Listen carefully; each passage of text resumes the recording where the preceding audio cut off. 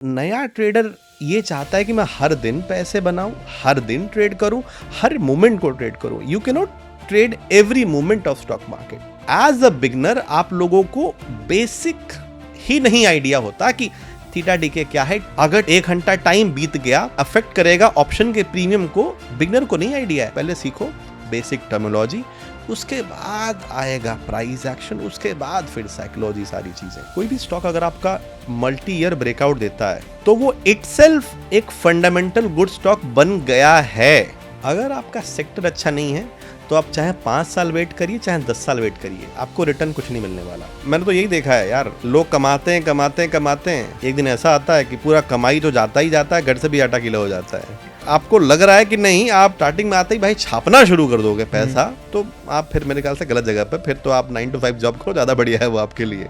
Albert Einstein ने बोला है, दुनिया का 8वां अजूबा क्या है? कंपाउंडिंग इंटरेस्ट, छत्रवृद्धि ब्याज। अगर आप जॉब को क्विट करके ट्रेडिंग कर रहे हो, संसार की सबसे महा बेवकूफ वाली हरकत आप करने जा रहे हैं। 5 साल में भाई साहब आप मानेंगे नहीं, जितना ज्यादा आपको रिटर्न कोई प्राइवेट स्टॉक दे देगा, कोई प्राइवेट कंपनी देगी, उतना सरकारी कंपनी नहीं देगी। मार्केट हो या इंसान, जाना सबको ऊपर ही है।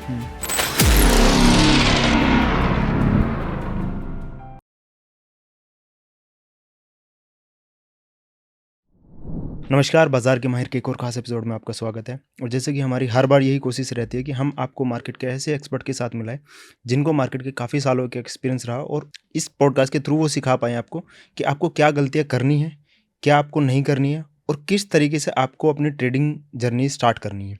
तो स्टार्ट करते हैं। आज जो गेस्ट है हमारे साथ में, वो बक्सर बिहार से हैं और 6 साल से वो मार्केट में एक्टिवली ट्रेड कर रहे हैं, और जानते हैं आज सर से सर की जर्नी। तो मिलते हैं सर से। हेलो सर, कैसे हैं आप? हाय, बहुत बढ़िया। अच्छा सर, आप बक्सर बिहार से हैं, जी। ठीक है। तो एक होता है कि आप जब किसी छोटे शहर से, छोटे डिस्ट्रिक्ट से, या फिर किसी ऐसे स्टेट से आते हैं जहाँ पर बहुत सारे चैलेंजेस होते हैं काम करने में, लिए आपको अपॉर्चुनिटीज़ कम होती है, तो वहाँ से निकल के आपने जो अपना एक ट्रेडिंग एम्पायर बनाया है, ठीक है, एक अपने करियर बनाया है, तो उसमें क्या क्या चैलेंजेस हुए, आपने कैसे स्टार्ट किया वो जर्नी? तो देखो, मेरा जन्म बिहार में हुआ, ठीक है। और मेरे फादर 20 साल से दिल्ली में हैं, ठीक है। मतलब पापा मेरे आए थे अपना नौकरी करने, ठीक है। उसके बाद स्टॉक मार्केट के बारे में थोड़ा पता लगा मेरे फादर को कि भाई साइड से मतलब इनकम की जा सकती है। तो मेरे पापा को करीबन हो गए 10 साल हो गए स्टॉक मार्केट करते हुए। पहले इन्वेस्टिंग करते थे, ठीक है। तो बचपन से, अब कहते हैं ना कि यार देखो, जिसके घर में गाड़ी होती है तो अगर कोई ना भी सिखाए तो भाई वो उसको मिल जाता है उतना एक्सपोजर, वो बन जाता है, इतना तो नहीं पता लग जाता है उसको चीज़ों के बारे में।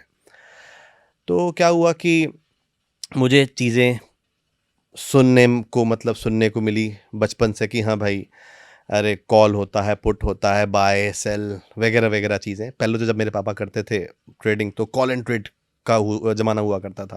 मतलब आप कॉल करो तब जाके आपका ब्रोकर ऑर्डर पंच करता था। सेल करने के लिए भी कॉल करना पड़ता था कि भाई चला गया, प्राइस काट दो, प्रॉफिट बुक कर लो या लॉस बुक कर लो, ठीक है। हाँ, तो धीरे धीरे चीज़ों के बारे में पता लगा मेरे को। देखो मैं पिछले 6 साल से हूँ स्टॉक मार्केट में, ठीक है। मेरी शुरुआत की बात करूँ, जब मैं अपनी पढ़ाई कर रहा था 10th की, जब मैं 10th में था आप ये कह लो, तो उस टाइम मेरे को फिर धीरे धीरे और इंटरेस्ट जागा। क्योंकि जब आप मैच्योर होते हैं, क्योंकि पहले तो यार ऑलरेडी अब टीन एज में आदमी का ही उतना नहीं आइडिया लग पाता, ठीक है। तो 10th में गया तो फिर उसके बाद थोड़ा सा और एक्सपोजर मिला, थोड़ा पापा से और गाइडेंस ली, यूट्यूब वीडियोस हो गई, ठीक है। पापा का काफ़ी योगदान रहा, मेरे फादर का, मतलब वहाँ से मैंने काफ़ी सारी चीज़ें गैदर की, ठीक है। धीरे धीरे अपना फिर बहुत छोटे कैपिटल से मैंने शुरू किया स्टॉक मार्केट। मान लो उस टाइम पे मारुति हुआ करता था, बजाज फाइनेंस हुआ करता था। 1 शेयर ले लिए सीखने के लिए, 2 शेयर ले लिए सीखने के लिए, 3 शेयर। तो ऐसे ऐसे करते करते मेरी स्टॉक मार्केट में कह लीजिए आप पहला मेरा कदम शुरू हुआ, ठीक है। और जब मैं 10th 11th मैंने कंप्लीट की, मतलब ये कह लीजिए जब मैं थोड़ा ग्रेजुएशन का जब मेरा फेस आया तो उस टाइम पे काफ़ी मुझे नॉलेज हो गई थी मार्केट के बारे में, ये कह लो आप।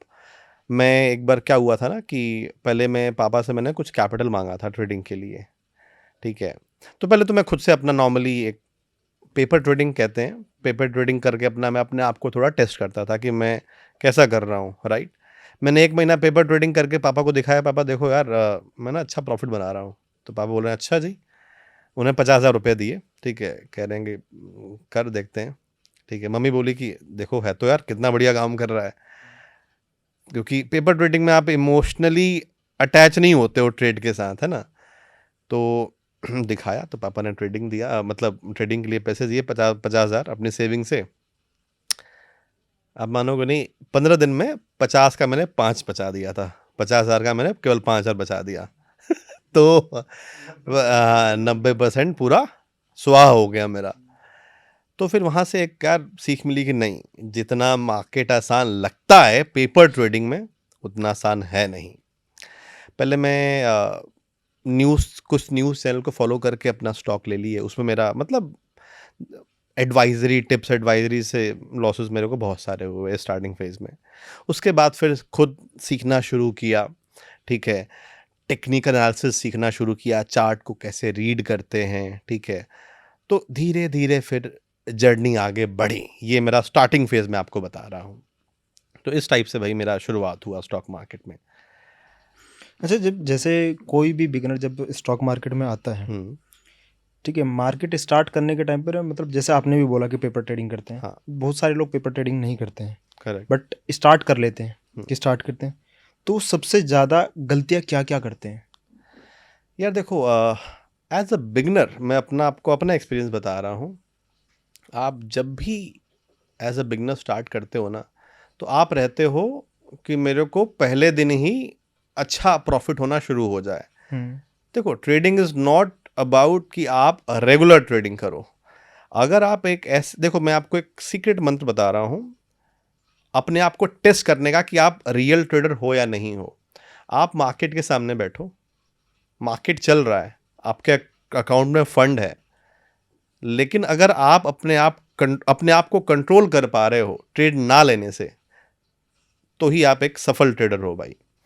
क्योंकि मार्केट आपको ऐसे डिलेमा में डालेगा ना कि आप ना चाहते हो भी ट्रेड ले ही लोगे, राइट। तो पहली बात तो रेगुलर ट्रेडिंग नहीं की जाती है। रेगुलर ट्रेडिंग का कोई मतलब ही नहीं है। अगर आप सोच रहे हो कि सक्सेसफुल ट्रेडर रेगुलर ट्रेडिंग करके पैसा बनाता है, भाई साहब आप सबसे बड़ी गलती कर रहे हो। शेर तभी शिकार करता है जब उसका शिकार फेवरेबल कंडीशन में हो। शेर हर दिन शिकार नहीं करेगा। मान लो भाई, आप 100 जेबरा का झुंड जा रहा है, शेर 100 पे फोकस नहीं करेगा, 1 पे फोकस करेगा, तभी जाके वो भाई कैपेबल हो पाएगा शिकार में। तो नया ट्रेडर ये चाहता है कि मैं हर दिन पैसे बनाऊं, हर दिन ट्रेड करूं, हर मोमेंट को ट्रेड करूं। You can not trade every moment of stock market. आप समझ रहे हो? नंबर 1। नंबर दूसरा कि आपको स्टॉक मार्केट में संतुष्ट होना पड़ेगा। एफडी आपको कितना देता है साल के? साल के 6.5-7% देता है। मार्केट में हमको क्या है, अगर दिन के हमको 7% मिल जाएगा भाई साहब, वो भी हमको कम लगेगा। क्यों? हमने माइंड में परसेप्शन ऐसी बना ली है। सही कह रहा हूं मैं? बिल्कुल। क्योंकि यहां पे हमको क्या लगता है, अच्छा नहीं भाई मार्केट तो पैसे का पेड़ है, 7-10% भी बन जाएगा ना। आप एक बात बताइए, ऐसा कोई सा मेरे को ट्रेडर दिखा दीजिए जिसको ऑप्शन ट्रेडिंग में 10% बन गया और वो शांत बैठेगा? नहीं बैठेगा, नहीं बैठता कोई। कैपिटल का भाई 10% भी बन गया ना आपका, आप तीसरे चौथे ट्रेड के लिए जाओगे। क्यों?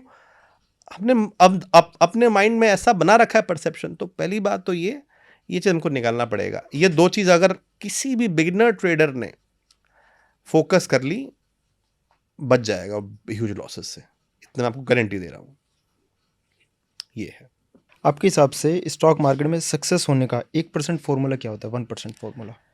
देखो यार, 1% फॉर्मूला फोकस करने से पहले हम ये थोड़ा फोकस करते हैं कि जो 99% जो ट्रेडर हैं, क्योंकि 1% कौन है? जो प्रॉफिट बना पा रहे हैं, जो प्रॉफिटेबल हैं। हम्म 99% जो ट्रेडर जो नहीं बना रहा है पैसा, हमको वो ध्यान में रखना है कि हमको वो चीज नहीं करनी है जो वो फॉलो कर रहे हैं। For example, over trading. दिन में आप फिक्स कर लो कि भाई मेरे को 3 ट्रेड लेने हैं तो 3 ही ट्रेड लेने हैं, हम्म करेक्ट? 3 से 4 नहीं होने चाहिए। दूसरा, आप लॉस फिक्स कर लो। मैंने ये देखा है, कई लोग के अकाउंट में पैसा पड़ा होता है लेकिन उनको आइडिया ही नहीं है कि मेरे को कितना लॉस लेना है। लॉस 1000 रुपए चल रहा है, अच्छा हाँ ठीक है, बैठ रहे हैं, देख रहे हैं, अभी तो टाइम है, रिट्रेसमेंट कर जाएगा, कॉस्ट टू कॉस्ट पे आ जाएगा। लॉस 1000 का 2000 हुआ, अच्छा कोई दिक्कत नहीं है, 2000 का 3000 हुआ। ऐसे ही आपके लॉस बढ़ते रहते हैं, लेकिन कई लोगों को ना शौक लग जाता है कि करें क्या उस टाइम पे। ध्यान रखिए कि ये आपको बचना है। आपको, अगर आपने एक अमाउंट फिक्स कर लीजिए कि भाई अगर मेरा दिन में 2000 रुपया का लॉस हुआ तो क्या करना है, मेरे को ट्रेडिंग बंद कर देनी है। उसमें इफ और बट नहीं होना चाहिए, ओनली शट होना चाहिए, मतलब ट्रेडिंग आपकी शट डाउन होनी चाहिए, दैट्स इट। अच्छा, रिस्क मैनेजमेंट, इसके बारे में हम और भी डिस्कस कर लेंगे, ठीक है। देखो, रिस्क मैनेजमेंट बहुत मोस्ट इंपॉर्टेंट है। अगर मान लीजिए आपको 100 रुपये मिलते हैं सैलरी, एज अ सैलरी, तो ऐसा तो है नहीं कि आप पूरे 100 रुपये आप पार्टी शार्टी में खर्च कर देंगे। भाई एक तो आपका सॉर्ट ऑफ बजट होना चाहिए ना, कि नहीं मैं 20 रुपये सेविंग करूंगा, 20 रुपये खर्चा भाड़ा के लिए, 20 रुपये मेडिकल एक्सपेंस के लिए, फॉर एग्जाम्पल, राइट? तो आपके पास ऐसा एक, अगर आपका 1 लाख का कैपिटल है तो आपको पता होना चाहिए कि मैं अपने कैपिटल को कहाँ कहाँ डाइवर्सिफाइड करूं, अपने रिस्क को कैसे मैनेज करूं, अपने कैपिटल का कितना % रिस्क लूं, राइट? ये सारे कुछ ऐसे बेस्ट टॉप 1% ट्रेडर्स के ये आप ये कह लीजिए उसको क्या बोलते हैं, स्पेशलिटी है जो कि टॉप 1% के ट्रेडर में होता है। और दूसरा चीज मैं आपको एक सबसे मोस्ट इंपॉर्टेंट, ट्रेडर बनने में क्या है, अकाउंट में पैसा डालो, डीमेट है, अकाउंट में पैसा डालो, अरे भाई हम तो ट्रेडर हैं, बन गए। नहीं, आप ट्रेडर हो भाई, आप नहीं ट्रेडर हो। आपको क्या लग रहा है कुछ जा रहा बनने में? एक बात बताओ, कुछ भी नहीं जा रहा। डीमेट चाहिए है जी, अकाउंट FD तोड़ दो, ठीक है। एक बात बताइए, एक डॉक्टर, एक हाई पेइंग डॉक्टर बनने के लिए आपको कितने साल चाहिए होते हैं? 5 साल तो हमें एजुकेशन लेनी पड़ती है, फिर प्रैक्टिस करना पड़ता है। भाई पैसा देते हो नहीं देते हो, एकेडमिक्स में पैसा देते हो नहीं देते हो? तो एक बात बताइए, आपको डॉक्टर, जो कि एक हाई पेइंग डॉक्टर बनने के लिए आपको 5 साल देने पड़ेंगे, तो भाई आप किस खेत की मूली हो कि आप ट्रेडर आपको बनना है, और वो भी कब? एक दिन में है, 3 दिन में डीमेट खुल गया, पैसा डाला ट्रांसफर, मतलब पैसे डाले डीमेट में और आप तो ट्रेडर बन गए। भाई सब इतना आसान नहीं है जितना आपको लग रहा है। सबसे बड़ी दिक्कत ये है, आप 99% ट्रेडर्स को उठा लीजिए इंडिया के, पूरे देश भर के, सबसे बड़ी यही मिस्टेक करते हैं। किसी यूट्यूबर का देखा वीडियो, अरे क्या बात है, ये तो इतना छाप रहा महीने के, हाँ अच्छा, अकाउंट ओपन किया, पैसे डाले, लेकिन इतना आसान नहीं है। आपको उस, कुछ भी आपके लिए, किसी भी आपको जो प्रॉफिटेबल ट्रेडर है 1%, उसके प्रॉफिट के पीछे का आपको स्ट्रगल नहीं दिख रहा है, बस आपको प्रॉफिट दिख रहा है। ये सबसे बड़ी मिस्टेक कर रहे हो। और सबसे बड़ी दिक्कत यही है कि लोग टाइम नहीं देना चाहते भाई। अगर आप टाइम नहीं दोगे तो वहां पे दिक्कत है, ठीक है। तो ये सारी क्वालिटीज अगर आप में है तो आई एम 100% श्योर कि आप उन 1% ट्रेडर में आ सकते हो जो प्रॉफिट बना पा रहे हैं। बहुत सारे लोगों को ये भी नहीं पता कि जो ट्रेडर आपको दिखा रहे हैं उनका कैपिटल कहाँ से आ रहा है। सही बात है। इसमें मैं एक चीज ऐड करना चाहूंगा, कई लोग ना, अरे हम तो ना अब फुल टाइम ट्रेडिंग करेंगे, जॉब को छोड़ देते हैं।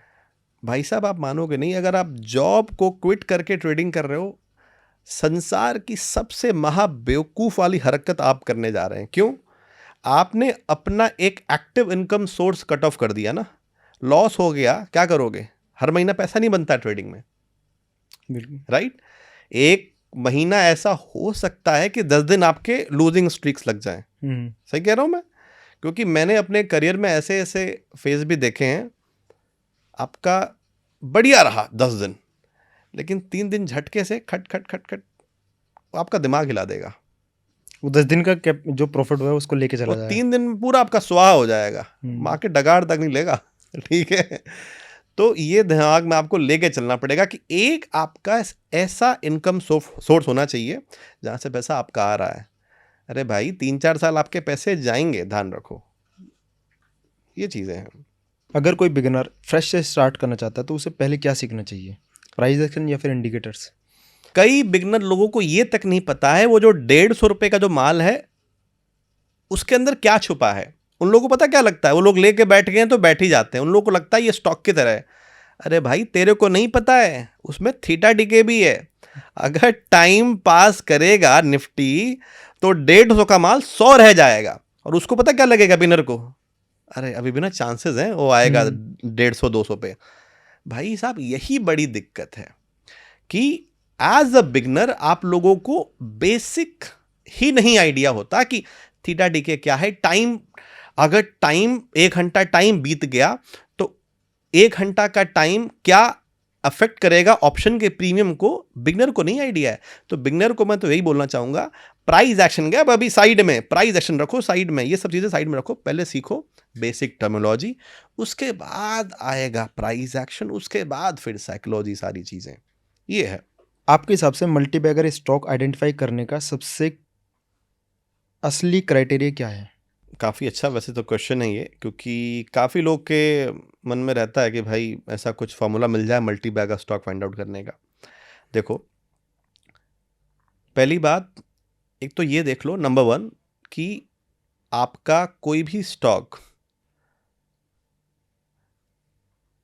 कंसोलिडेशन जोन में होना चाहिए, मिनिमम 2 साल, मैक्सिमम कितना भी हो सकता है। नंबर 1। 2 पैटर्न बता रहा हूं, एक तो रेक्टेंगल पैटर्न और एक ट्रायंगल पैटर्न। रेक्टेंगल मतलब एक बॉक्स जैसा पैटर्न है। अगर आपका कोई भी स्टॉक XYZ मिनिमम 2 साल, मैक्सिमम मान लो 10 साल से एक रेक्टेंगल बॉक्स में फंसा हुआ है, एक ही रेंज में फंसा हुआ है, बिल्कुल टाइम पास करे जा रहा है, एक सपोर्ट रेजिस्टेंस पे बिल्कुल प्ले कर रहा है, 10 साल से कहीं नहीं गया, उसी पैटर्न में है। मतलब कोई भी स्टॉक चल रहा है वो 50 और 100 रुपए की रेंज में फंसा हुआ है, बिल्कुल फंसा हुआ है। और मान लीजिए 11वें साल उसका ब्रेकआउट आपको मिला। इसका अर्थ मैं आपको थोड़ा बता दूं, ब्रेकआउट को आप ब्रेकआउट मत समझिए। पहली बात तो कई लोग ना ब्रेकआउट के पीछे का रीजन नहीं जान पाते हैं। देखो, मल्टी ईयर ब्रेकआउट मैं इसको बोलना चाहूंगा, मल्टी ईयर मतलब 10 साल का मल्टी ईयर हो गया। कभी भी जब मल्टी ईयर ब्रेकआउट होता है ना, इसका मतलब ये है कि स्टॉक्स के अब फाइनेंशियल्स अच्छे होने वाले हैं। नंबर 1, स्टॉक्स, वो जो पर्टिकुलर स्टॉक है आपका, उसके प्रॉफिट, रेवेन्यू, एबिटा ये सब बढ़ने वाला है, तभी जाके वो ब्रेकआउट दिया है, राइट। नेक्स्ट, कुछ अच्छा ऐसा न्यूज है जो कि चार्ट में पहले ही रिफ्लेक्ट हो गया है, या कुछ बल्क डील इसको मिलने वाली है। ये सब छुपा होता है किसी ब्रेकआउट के पीछे। तो अगर किसी स्टॉक का आपको ऐसा पैटर्न दिखे, ऐसे कोई क्राइटेरिया में बनते हुए दिखे, वहां पे आपको कुछ नहीं सोचना, ना लेफ्ट ना राइट, कुछ नहीं देखना, वहां पे आपको बनानी है एंट्री, और आपको मिनिमम 5 से 10 गुना तो वो करके जाएगा। ये एक ऐसा मतलब कह लीजिए स्ट्रैटेजी है जिसके थ्रू आप किसी भी स्टॉक में, किसी भी स्टॉक को मतलब पता कर सकते हैं कि भाई ये मल्टी बैगर बनेगा कि नहीं बनेगा। ये है सेम, आप वही आप रेक्टेंगल में फॉलो कर लो, रेक्टेंगल कह रहा हूँ, ट्रायंगल में। ट्रायंगल मतलब त्रिकोण, आपने मैथमेटिक्स में पढ़ा होगा। ट्रायंगल पैटर्न एक बड़े से रेंज से होके एक छोटे से रेंज में आता है, राइट। छोटा रेंज जैसे ही ब्रेकआउट करे, क्राइटेरिया वही रहेगा, मैक्सिमम ईयर्स, ब्रेकआउट करे मतलब वही सारे थ्योरी कि ब्रेकआउट किया तो क्या क्या रीजन हो सकता है, और वहां से आपको मिनिमम 5 गुना और मैक्सिमम 10, मैक्सिमम कितना भी हो सकता है भाई, देखा ही जाएगा। मल्टीबैगर स्पॉटिंग में फंडामेंटल्स इंपॉर्टेंट है या फिर सेक्टोरियल ट्रेंड? पहली बात मैंने अभी क्या डिस्कस किया, जब आपका कोई स्टॉक XYZ, मैं नाम तो नहीं लेना चाहूंगा, कोई भी स्टॉक अगर आपका मल्टी ईयर ब्रेकआउट देता है तो वो इटसेल्फ एक फंडामेंटल गुड स्टॉक बन गया है, राइट? बन गया है। हमको देखो, मैं तो नहीं देखता, टू बी वेरी फ्रैंक, मैंने आज तक कभी भी स्टॉक के फंडामेंटल्स उतने नहीं देखे हैं। क्यों? अगर मुझे दिख गया कि इसने मल्टी ईयर का ब्रेकआउट कर गया, मैं समझ जाऊंगा कि इसके फंडामेंटल ऑलरेडी अच्छे हैं, या अच्छे अगर नहीं है तो अच्छे हो जाएंगे इस ब्रेकआउट की वजह से। हाँ, मैं एक चीज़ देखता हूँ, सेक्टर में इंपॉर्टेंट देखता हूँ, सबसे मोस्ट इंपॉर्टेंट सेक्टर है। देखिए, अगर आपका सेक्टर अच्छा नहीं है तो आप चाहे 5 साल वेट करिए, चाहे 10 साल वेट करिए, आपको रिटर्न कुछ नहीं मिलने वाला। उदाहरण के लिए मैं अवॉइड करता हूँ government sectors, PFC, RSC, SBI, ठीक है, जितने भी पीएसयू बैंक्स हैं, इन सबको मैं अवॉइड करता हूँ, क्योंकि 5 साल में भाई साहब आप मानेंगे नहीं, जितना ज़्यादा आपको रिटर्न कोई प्राइवेट स्टॉक दे देगा, कोई प्राइवेट कंपनी देगी, उतना सरकारी कंपनी नहीं देगी, राइट? सरकारी कंपनी अगर आपका मल्टी ईयर ट्रेंड एक कंसोलिडेशन में है, ब्रेकआउट दिया है, मैं उसको नहीं लूंगा, मैं लूंगा किसको? जो कोई प्राइवेट स्टॉक होगा, या कुछ भी आप कह लीजिए, कोई भी सेक्टर, कंस्ट्रक्शन का, मैन्युफैक्चरिंग का, एफएमसीजी हो गया, हैवी इंजीनियरिंग सब स्टॉक्स हो गया, मैं उसको ज़्यादा प्रेफर करूंगा। तो सेक्टर मोस्ट इंपॉर्टेंट है किसी भी स्टॉक से, ठीक है? समूह ज़्यादा इंपॉर्टेंट है, राइट? तो मेन सेक्टर हो गया, सेक्टर के बाद आप स्टॉक फिल्टर करिए, दैट्स इट। आपके पोर्टफोलियो में ऐसा कोई रियल एग्जांपल जहां आपने स्टॉक को होल्ड किया और उसने 5 से 10 गुना 20 गुना बना रिटर्न मिला हो आपको? इलिकॉन इंजीनियरिंग है। ये बेसिकली आप कह लीजिए हैवी मशीनरी बनाता है। हैवी मशीनरी, जैसे मैंने अगेन बताया, मैं सेक्टर पे बड़ा फोकस करता हूँ, राइट? सेक्टर यानी, अच्छा आप एक बात बताइए, आप कोलगेट करते हैं, कोलगेट का स्टॉक लिस्टेड है, कोलगेट पाल्मोलिव, तो सबको पता है, हाँ भाई क्या है, इसका धंधा कभी बंद नहीं होने वाला है। तो भाई आपको सेक्टर का आइडिया होना चाहिए, करेक्ट? कंस्ट्रक्शन है, सीमेंट है, क्या सीमेंट का कभी रुकेगा प्रोडक्शन? नहीं रुकेगा।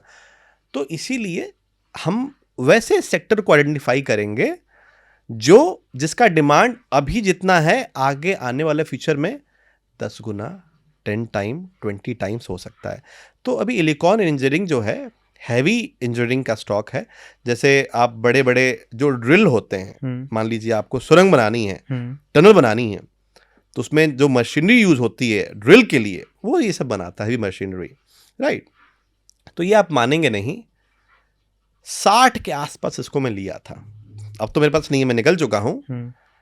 और ये इसने अभी 650 के आसपास का हाई लगाया है। कितना हो गया? 10 गुना हो गया। लेकिन वही अगेन बात है, आपको भाई साहब भले कितना भी पता हो, अगर आपके पास पेशेंस नहीं है ना, आपका मल्टी बैगर स्टॉक केवल बस आपकी बातों में रह जाएगा। बस आप किससे सुनाओगे, अरे वो मैंने स्टॉक लिया था नहीं। अगर आपने लिया है, लेके होल्ड करके बैठना पड़ेगा, दैट्स इट। तो ये और भी मेरे पास बहुत एग्जांपल है, लेकिन वन ऑफ द बेस्ट जो मैं बता रहा हूँ इलिकॉन इंजीनियरिंग है, जबरदस्त है। रिटेल इन्वेस्टर मल्टी बैगर के चक्कर में सबसे कॉमन ट्रैप में कैसे फंस जाता है? पेनी स्टॉक्स, सस्ते के चक्कर में। सस्ता रोए 100 बार, महंगा रोए 1 बार। अभी आप मानेंगे नहीं, रिटेल इन्वेस्टर को क्या है पता है? उसके अकाउंट में है 50,000 रुपये, राइट? अब उसको चाहिए ना, मेरे को क्वांटिटी ज़्यादा लेनी है। सबसे बड़ी दिक्कत वही करता है, ज़्यादा माल खरीदना है ना?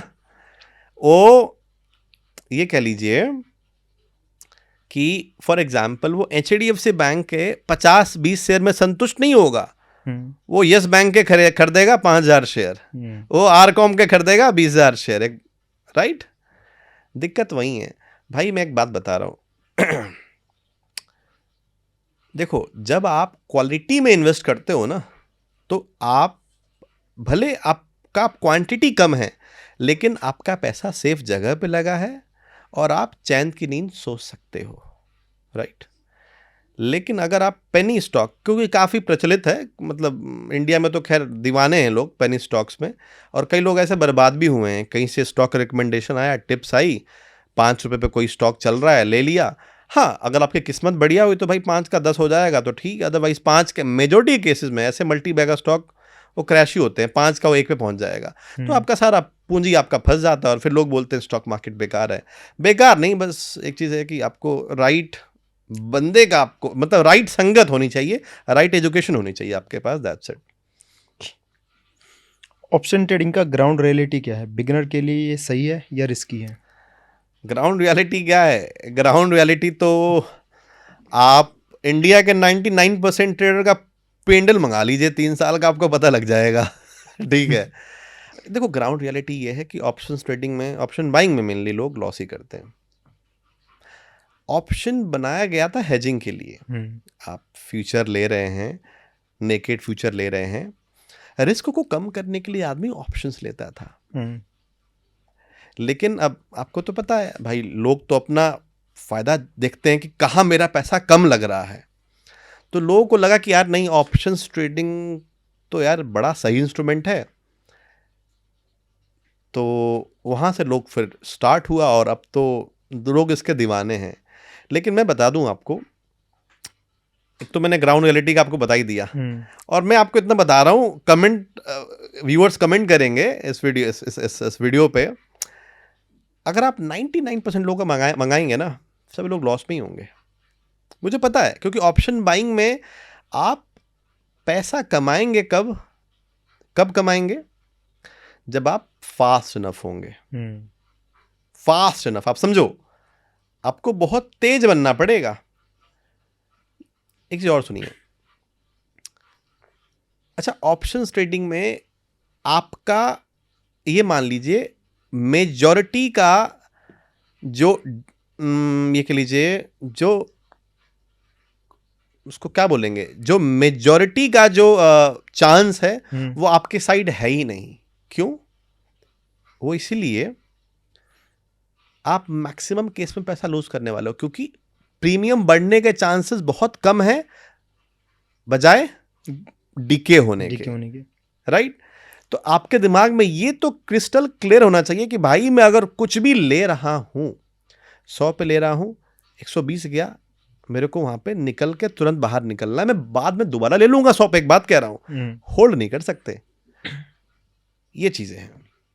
ऑप्शन बायर्स विस ऑप्शन सेलर, साइकोलॉजिकल डिफरेंस क्या होता है इनमें?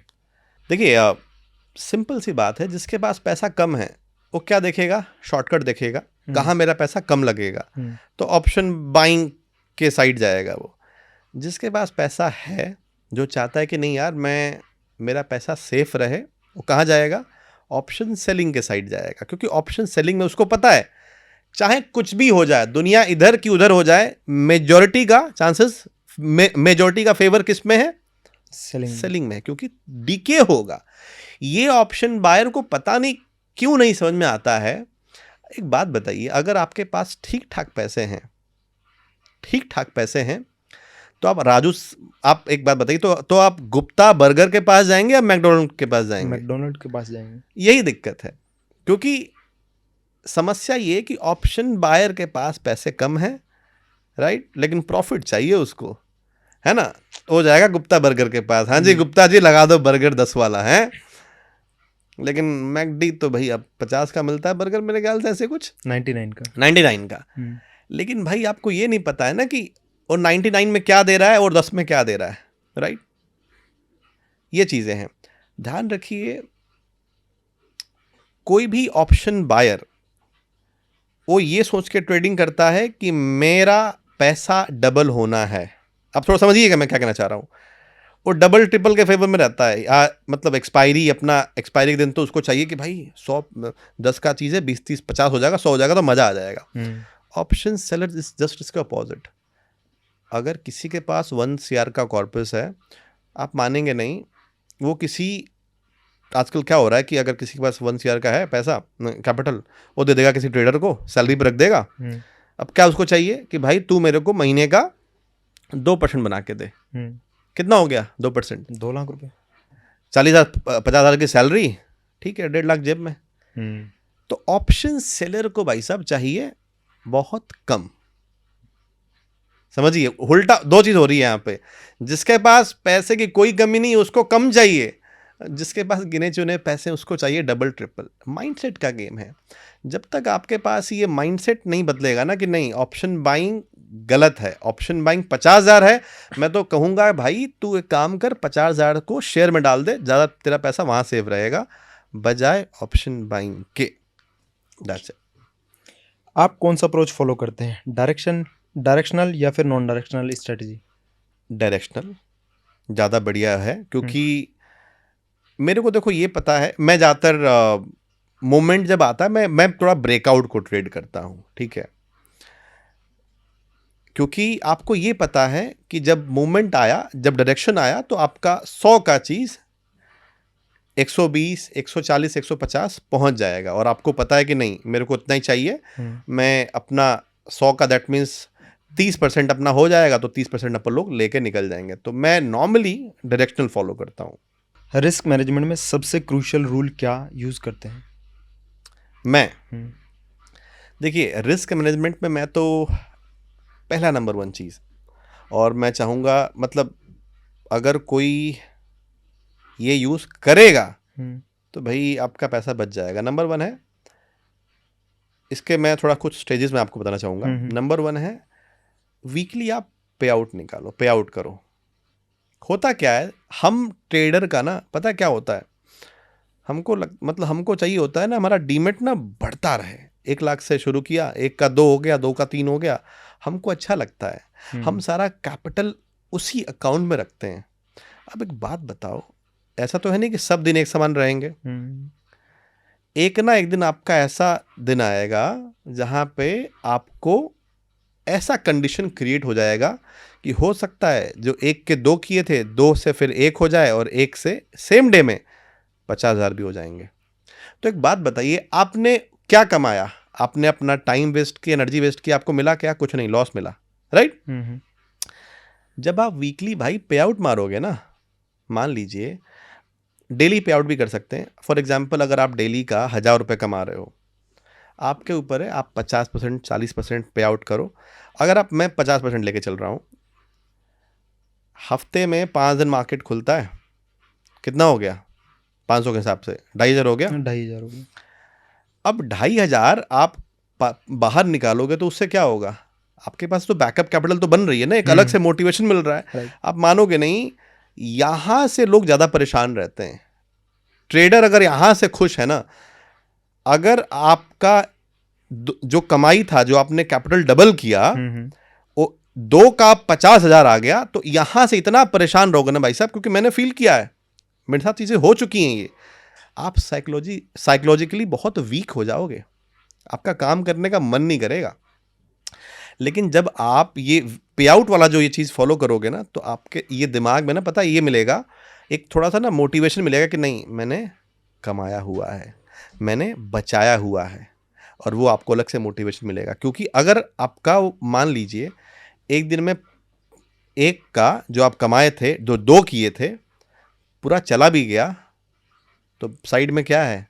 आपका 50% का प्रॉफिट तो बचा हुआ है ना। नंबर 1। नंबर 2, अपने कैपिटल को डाइवर्सिफाई रखो। 1 लाख है, 1 लाख से पूरा आप ट्रेडिंग मत करो। ये बहुत बेसिक रूल है। आपको सैलरी मिलती है, सैलरी का बेसिक रूल है भाई 20% बचाना होता है, राइट? 100 रुपये सैलरी मिली, 20 रुपये बचाओ, 80 रुपये से आप जो करना है, पार्टी करना है, उड़ाओ, जलाओ, जो करना है करो। 1 लाख से ट्रेडिंग कर रहे हो, राइट? 20% क्या करो भाई, उसको इन्वेस्टमेंट में डालो। देखो ये ऑप्शंस ट्रेडिंग का जो भूत है ना, इसको उतारो, समझो। ऑप्शंस ट्रेडिंग ही सब कुछ नहीं है संसार में। 20% भाई तुम डालो किसमें? इन्वेस्टिंग में, राइट? उसमें 10% भाई आप स्टॉक्स बाय करो, या 10% से म्यूचुअल फंड आप करो। बाकी 80% से आप क्या कर सकते हो? ऑप्शंस ट्रेडिंग करो, बात खत्म। ये सिंपल मूल मंत्र है जिसके थ्रू आप अपने रिस्क मैनेजमेंट को, रिस्क एलोकेशन को मेंटेन कर सकते हैं। और मैंने तो यही देखा है यार, लोग कमाते हैं, एक दिन ऐसा आता है कि पूरा कमाई तो जाता ही जाता है, घर से भी आटा गीला हो जाता है, ठीक है। हाँ मतलब मैं बता रहा हूँ क्योंकि यही होता है। अच्छा आपने कभी फील किया है आप जब लूजिंग आपको स्ट्रीक लगता है ना, आप कंट्रोल नहीं कर पाते हो, आप अपना अपने आप को रोक नहीं पाते हो। हुआ मेरे साथ। आपको लगता है ना कि नहीं ये वाला ट्रेड लॉस रिकवर कर देगा, इसको लेते हैं, उसमें भी लॉस होता है। अच्छा उसके बाद फिर दिमाग में आता है नहीं यार ये वाला, क्योंकि शरीर में ना अलग टाइप ऑफ हार्मोन रिलीज होते हैं। आपको ना इतना आपकी बॉडी गर्म हो जाएगी ना, आप रोक नहीं पाओगे अपने आप को। समझो मेरी बातों को। जब लूजिंग स्ट्रीक लगता है तो रोक नहीं पाओगे। और आप देखो आप ये भी होता है लोगों के साथ कि कई लोगों को आइडिया, मतलब कई लोग सोचते हैं, दिमाग में सोचते हैं मैं ना 5,000 के लॉस अगर आज का दिन का होगा ना मैं बंद कर दूंगा। नहीं करता। नहीं होता भाई, नहीं होता। और आप बोलना और एक लाइव मार्केट में बैठो आप, अरे आप फिर महान आत्मा हो। आप समझ रहे हो, आपने 5,000 के लॉस में आप बंद कर दिए, महान आत्मा हो आप, महात्मा हो आप।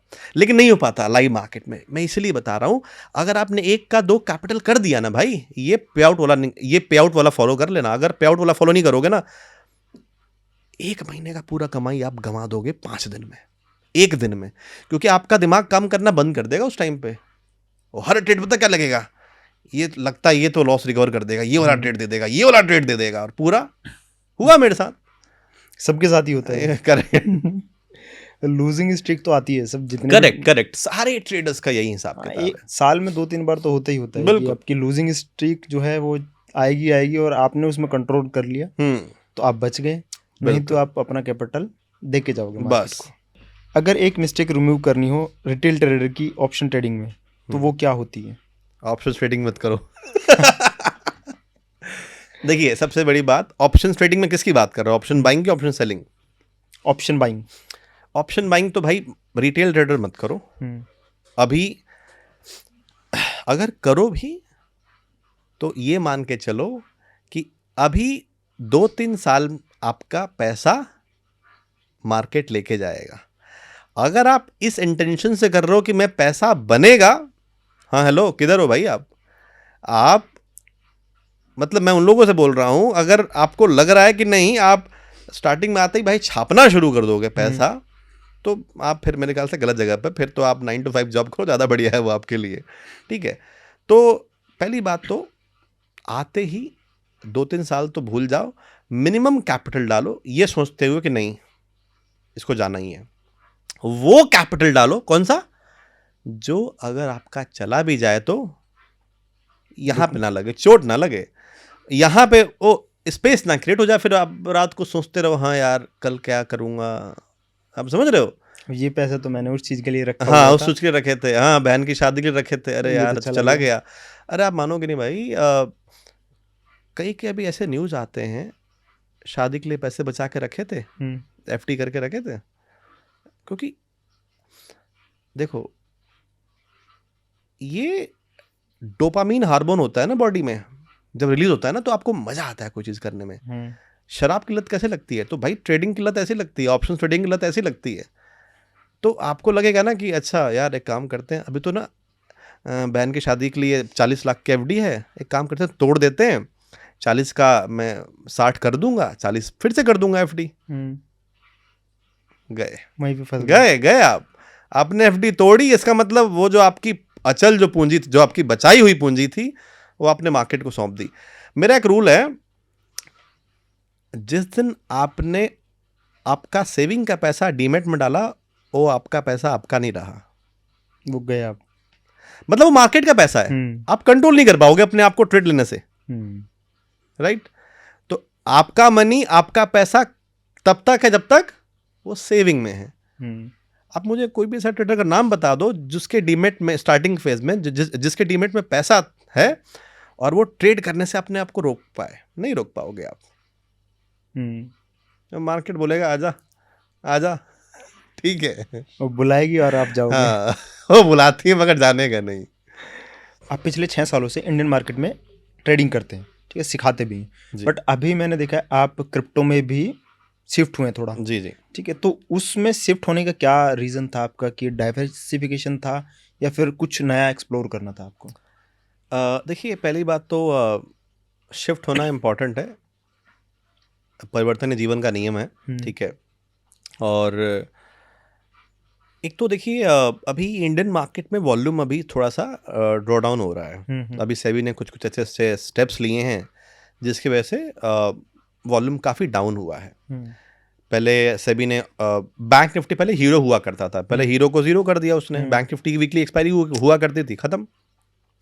अभी रिसेंटली दे हैव स्विच आपका निफ्टी का एक्सपायरी मंगलवार को कर दिया, ट्यूसडे को, और सेंसेक्स का थर्सडे को।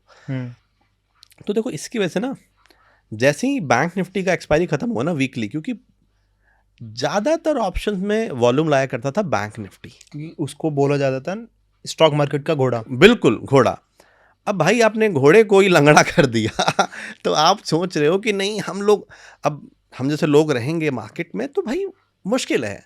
हमें भी तो भाई कहीं देखना पड़ेगा ना कि भाई कुछ ऐसे मार्केट जिनमें वॉल्यूम हो। तो हमने सोचा कि नहीं, फिर हमने थोड़ा सा, और भी लोग हमारे कम्युनिटी के शिफ्ट हो रहे थे क्रिप्टो में, तो फिर हमने एक्सप्लोर किया। और क्रिप्टो में देखो मैं तो ये फील कर पा रहा हूँ अभी क्रिप्टो आने वाले 5 सालों में ना राजा बन जाएगा। क्योंकि पीछे यहां से 10 साल पहले स्टॉक मार्केट में कहाँ उतने लोग एक्टिव थे? नहीं थे। जब ज़ीरोधा मेरे फादर की बात करूं, ज़ीरोधा अकाउंट ओपन करवाया करता था अपने सेल्स पर्सन को भेज के सारे ऑफिस में, क्योंकि उसको पता था कि भाई स्टॉक मार्केट का क्या क्रेज होने वाला है यहां से 10 साल बाद। अभी क्रिप्टो का ही है। अभी बहुत कम लोग अभी फोकस कर रहे हैं, समझिए मेरी बातों को। अब जब यहां से 5 साल बाद जब बूम हो जाएगा ना, तब लोग भागे भागे आएंगे कि अरे अरे अरे क्रिप्टो मतलब। तो समझिए अभी बिटकॉइन 1 लाख डॉलर के आसपास है, 1,15,000 के आसपास। अब यहाँ से जब पहुँच जाएगा 2 लाख, तो फिर लोग भागे आएंगे। तो आप जब कोई भी जब चीज़ इमर्जिंग फेज में होता है ना भाई, तब लोग फोकस नहीं करते हैं। जब बहुत भाग जाता है ना, तब आती है जनता टूटते हुए। तो ये रीज़न हमारा मेन था, वॉल्यूम।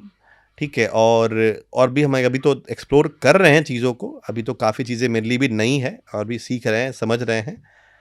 तो ये कि है, हाँ, क्रिप्टो में भाई देखो फ्यूचर तो है। तो क्या आप बिलीव करते हैं कि लॉन्ग टर्म में जो ब्लॉकचेन इक्विटीज़ हैं वो बेटर परफॉर्म करेंगे इक्विटी मार्केट से? 100%। रीज़न बता दो। देखो पहली बात तो इक्विटी मार्केट ख़त्म तो नहीं होगा, ठीक है। हाँ, क्या कम हो सकता है, किसमें वॉल्यूम और कम हो सकता है, वो है ऑप्शंस ट्रेडिंग, डेरिवेटिव्स। क्योंकि जहाँ तक मुझे ऐसा लग रहा है, सेबी जो स्टेप्स ले रहा है वो ले रहा है थोड़ा सा इन रिटेल ट्रेडर्स को मद्देनजर रखते हुए। क्योंकि बैंक निफ्टी का भी देखो बंद करने का रीज़न यही था कि ज़्यादातर लोग लॉस कर रहे थे, ठीक है।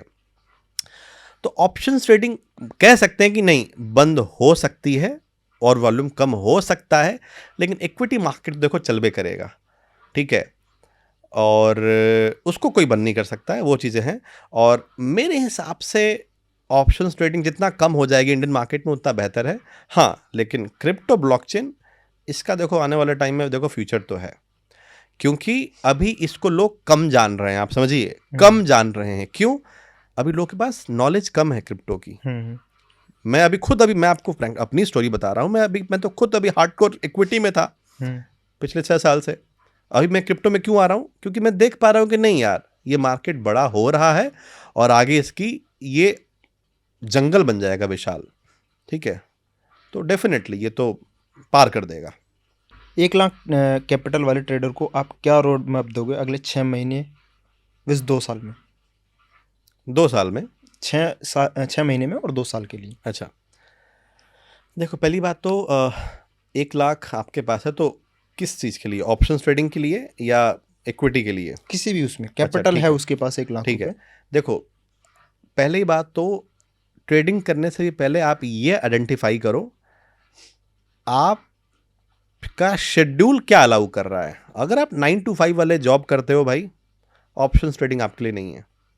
आपको टाइम ही नहीं मिलेगा ऑप्शन ट्रेडिंग ट्रैक करने का। आपको तो पता ना ऑप्शन ट्रेडिंग में क्या सेकंडों का गेम है। 100 का माल 130 क्या निकले तो निकले, वरना 100 पे 90 पे आ जाएगा, राइट। तो अगर आप 9 to 5 में हो, अवॉइड करो ऑप्शन ट्रेडिंग। क्या करो, आप डिलीवरी ले सकते हो, स्विंग ट्रेडिंग कर सकते हो। किसी मान लो SBI आपने लिया 1 महीने के लिए, 2 महीने के लिए, हफ्ते भर के लिए लिया, मिला प्रॉफिट, लेके निकल गए। नंबर 1। अब आप मान लीजिए उसी में आपको अब 1 लाख पूरा इक्विटी में नहीं लगा देना है, ठीक है। कुछ आप रखो म्यूचुअल फंड के लिए, हर महीने आप 5,000 का SIP कर दो। मान लीजिए आपके पास टाइम है प्रॉपर, ठीक है, तो आप ऑप्शन ट्रेडिंग कर सकते हैं। उसमें भी अपना वही जो मैंने आपको पहले बताया, कैपिटल को डाइवर्सिफाई रखिए, ठीक है। 50% बाहर निकालिए, 50% से ट्रेडिंग करिए, ठीक है। क्योंकि अब मान लीजिए आप 1 लाख से ट्रेडिंग कर रहे हो, 10% का ड्रॉडाउन हुआ तो कितना हो जाएगा? 90,000 बच जाएगा भाई, ठीक है। 50,000 साइड रखोगे, अगर आपका 50,000 पर ड्रॉडाउन हुआ तो 5,000 जाएगा। आप फिर से अपने बैकअप कैपिटल से पैसा डाल के ट्रेडिंग कर सकते हो। आपको उतना ज़्यादा मेहनत नहीं करनी पड़ेगी, क्योंकि 10% ज़्यादा हार्ड है बजाय 5% के। क्योंकि अगर आप वैसे देखोगे, आपका 5% लॉस हुआ ना जी 1 लाख पे, ठीक है। तो ये चीज़ है। दूसरा जो मैंने बताया, risk management, risk allocation, daily या वीकली पे आउट निकालो। अगर नहीं निकालोगे तो एक ना एक दिन आपको मार्केट बाहर निकाल देगा भाई, ठीक है। ये है पहला। कुछ मत फॉलो करो, कुछ नहीं, पहले अपना शेड्यूल देखो भाई, आप क्या करते हो। धंधा पानी वाला हो, गल्ले वाले हो, मतलब बिजनेस करते हो, टाइम मिलता है तो करो। ऑप्शंस ट्रेडिंग केवल उन लोगों के लिए जो प्रॉपर टाइम दे पाते हैं। मैंने देखा है कई लोग हमारे ऐसे मैंने देखे हैं जिनके पास प्रॉपर टाइम नहीं है, लेकिन वो कर रहे हैं ऑप्शंस ट्रेडिंग, तो लॉस ही होगा ना, ठीक है। आपको पेट्रोलिंग करनी पड़ेगी ऑप्शंस ट्रेडिंग में। ये सीधा मूल मंत्र, दैट्स इट। ट्रेडिंग या इन्वेस्टिंग, लॉन्ग टर्म में किसने ज़्यादा वेल्थ बनाई और क्यों? No doubt investing. देखो, ट्रेडिंग से आप पैसा बना सकते हैं। लेट राकेश झुनझुनवाला जी, जो अब नहीं रहे, उन्होंने जो पहला अपना जो कैपिटल बिल्डअप किया, इन्वेस्टिंग से थोड़ा ना किया होगा भाई, पहले तो ट्रेडिंग से किया, ऑप्शंस ट्रेडिंग से किया, राइट। तो आप देखो, रूल क्या होता है मैं बता रहा हूं। जब आपके पास पैसा आ जाता है ना, तो आप अब पैसे के लिए काम मत करो, ऐसा कुछ वे बना दो कि पैसा आपके लिए काम करे। तो झुनझुनवाला भाई साहब ने क्या किया, पहले ट्रेडिंग से कुछ ट्रेडिंग करके एक सॉर्ट ऑफ कैपिटल बिल्ड कर ली। तो आप भी क्या करो, एक सॉर्ट ऑफ कैपिटल बिल्ड कर लो ट्रेडिंग से। सुनिएगा, ट्रेडिंग से। उसके बाद ज्यादा फोकस रखो इन्वेस्टिंग पे। क्योंकि मैं आपको इतना बता दूं, आपको अगर देखो, ये जस्ट कहने वाली बातें हैं कि ट्रेडिंग से बहुत ज्यादा पैसा बनता है, वो 1% लोग बनाते हैं, और मुझे पता है कि 99% लोग नहीं कर पाएंगे, राइट। बहुत टाइम लगेगा। तो पहले आप क्या करें, ट्रेडिंग से कुछ पैसा बना के फिर धीरे धीरे स्टॉक्स में लगाएं, वहां से अपना वेल्थ क्रिएट करें। ट्रेडिंग केवल लोग वही करें जिनके पास क्या है, पैसा है, साइड सोर्स ऑफ इनकम है, ठीक है। जॉब कर रहे हैं, ठीक है, या आप कुछ और ऐसा आपके पास स्किल है जहां से पैसा आ रहा है, तो ये आप ट्रेडिंग करें। ट्रेडिंग वो लोग ना करें जिनके पास एक फिक्स सोर्स ऑफ कैपिटल है, दैट्स इट। तो लॉन्ग रन में देखो, ध्यान रखो, लॉन्ग रन में हमेशा इन्वेस्टिंग ही जीतेगा, ठीक है। इसमें एक बात और मैं और शेयर करना चाहूंगा। देखिए, लॉन्ग रन में मार्केट को ऊपर ही जाना है। इंसान हो या मार्केट, सबको जाना ऊपर ही है, ठीक है। क्योंकि एक दिन में आपको ट्रैक करना पड़ता है, मार्केट ऊपर गया नीचे गया, राइट, मानते हो। तो आपको बड़ा ही ज्यादा कॉम्प्लिकेशन होता है, अरे बाय करें कि सेल करें, है ना। आप 1 मिनट का चार्ट लगाते हो, 2 मिनट का चार्ट लगाते हो, ये एक ट्रेडर का माइंडसेट होता है। इन्वेस्टर क्या करता है, अच्छा हाँ गिरावट आ गई और ले लिया, और गिर गया और ले लिया। उसको पता है ये कहीं नहीं जाएगा, 3-4 साल 5 सालों में ये मेरे को पैसा दे के ही जाएगा 101%। अगर आपका स्टॉक अच्छा है तो की बात कर रहा हूं मैं, ये है फर्क। तो आप डिसाइड कर लो भाई, आपको दिन भर का उसको क्या बोलते हैं, मत्था फोड़ी करना है ट्रेडिंग करके, या आपको सुख चैन वाली लाइफ जीनी है इन्वेस्टिंग करके। मेरा लास्ट क्वेश्चन है, हाँ। इसके बाद एक छोटा सा हम बोनस राउंड करेंगे लोगों के लिए। ठीक है। ठीक है, आपने जब ट्रेडिंग स्टार्ट की थी, हम्म, क्योंकि सबको चाहिए होता है कि आप ज्ञान तो दे रहे हैं हमें, बिल्कुल। बट आपने जब स्टार्ट किया था तो कितने रुपए से स्टार्ट किया था और अभी कितना कैसे कर रहे हैं? तो देखो, मैंने जैसा कि आपको पहले बताया था कि मेरे पिताजी ने 50,000 मेरे को दिया था, जिसका मैंने पूरा गंवा दिया था, राइट, लॉस कर दिया था। तो पहला मेरा वो था। उसमें से मैंने कुछ हजार रुपया मैंने कह लीजिए कि मैंने स्टॉक्स भी लिए थे, राइट। पहले मेरा क्योंकि देखो मेरे पापा जो थोड़ा है, मतलब आप ये कह लीजिए कि मिडिल क्लास लोगों का थोड़ा सा होता है कि नहीं, अगर पैसा है तो कुछ सेविंग भी किया जाए, कुछ थोड़ा सा म्यूचुअल फंड में भी डाला जाए। तो मेरे को ध्यान है कि पहले मैं 500 रुपये के आसपास मैं म्यूचुअल फंड किया करता था, ठीक है। और अभी कह लीजिए कि एक नॉर्मल पायलट का जो सैलरी होता है, ठीक है, मेरा मंथली म्यूचुअल फंड 5.5 से 6 लाख के आसपास पर मंथ जाता है। तो उससे SIP करते हैं? SIP करता हूँ। 500 रुपये से आपने SIP हाँ, स्टार्ट किया था? बिल्कुल। तो अभी आप 5 लाख 5 लाख मंथली 5.5 लाख मेरा मंथली जाता है, ठीक है। अलग अलग एक ICICI सिक्योरिटीज़ है, HDFC सिक्योरिटीज़ है, ज़रोधा भी है, ठीक है। तो इन सब में जाता है। अब मेरे को भी ध्यान है कि हाँ भाई, अब देखो, जब आप क्या होता है ना, जब आप नए होते हो तो आपको किसी चीज़ के बारे में पोटेंशियल नहीं पता होता किसी चीज़ का। जब मैंने देखा कि यार कि मार्केट सच में बहुत कुछ दे सकता है, बहुत पावर है, तो अब मैं सेविंग पैसा कम रखता हूँ, मेरा मार्केट में ही लगा रहता है। तो 5.5 से 6 लाख मेरा मंथली SIP जाता है, और ये करीबन 4 साल हो चुके हैं मेरे को SIP करते हुए, और बस। ओके। अच्छा, अब बोनस राउंड है, जो पॉडकास्ट सुन रहे हैं, जो अभी तक लास्ट तक रुके हुए हैं इस पॉडकास्ट को सुनने के लिए, तो बेस्ट सेक्टर क्या है नेक्स्ट 3 to 5 ईयर के लिए? बेस्ट सेक्टर पहला, जिसे मैं आंख मूंद के विश्वास करता हूँ, EV, जो बैटरी बनाती है, राइट। याद रखिए, अभी चार्जिंग स्टेशन कम है इंडिया में। जैसे ही चार्जिंग स्टेशन और बढ़ेंगे, लोग EV लेना शुरू कर देंगे। अभी जो EV की जो सेल्स है अभी उतनी नहीं हो रही, just because of charging station, right. तो सबसे जो मेरा आंख मूंद के जो सेक्टर है जो लेने वाला, वो है अपना EV। दूसरा, हैवी इंजीनियरिंग। ध्यान रखिए, भारत जैसा इमर्जिंग देश का ग्रोथ कभी रुकेगा नहीं। फ्लाईओवर बन रहे हैं, टनल्स बन रहे हैं, और भी दुनिया भर की चीज़ें हो रही हैं। तो हैवी मशीनरी मेरा one of the best pick है, हैवी मशीनरी, ठीक है। जैसे कुछ नाम ले सकता हूँ मैं? हाँ, स्टॉक का नाम। जैसे इलिकॉन इंजीनियरिंग हो गया, ठीक है। धानुश्री वेंचर्स लिमिटेड है, ठीक है, ये सब। और बैटरी की बात करूं, HBL इंजीनियरिंग, HBL पावर पहले नाम था इसका, बहुत जबरदस्त स्टॉक है HBL पावर जी। ये दो ऐसे सेक्टर हैं जिस पे मैं आंख मूंद के विश्वास करता हूं, ठीक है। ये है।